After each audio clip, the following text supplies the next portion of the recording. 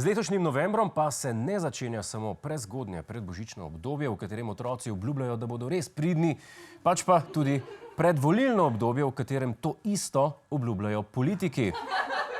Ne vem za vas, ampak enim na trenutke celo verjamem. Ampak ne bom povedal, katerim. Dajmo pogledati, kako našega trenutnega vodjo vidi politični analitik.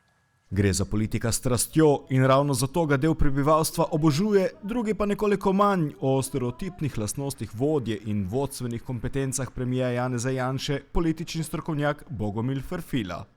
Ja, gospod premijer, približno nekaj tazga kot vampi. Ali jih obožuješ, ali jih pa videti ne moreš.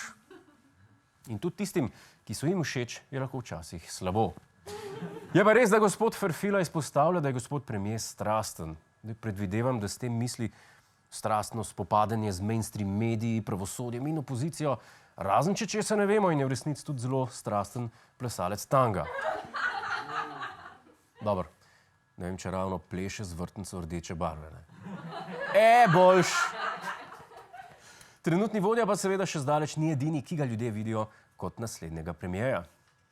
In kdo bi lahko naskakoval ta stolček na prihajajočih volitvah? Med novimi obrazi, čeprav glede svojega morebitnega vstopa na slovenski politični parket pušča vse še v negotovosti, se nahaja trenutni predsednik Računskega sodišča Tomaž Vesel.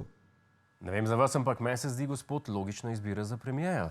Medtem, ker je v teh časih veliko ljudi žalostnih, je namreč gospod Tomaž Vesel.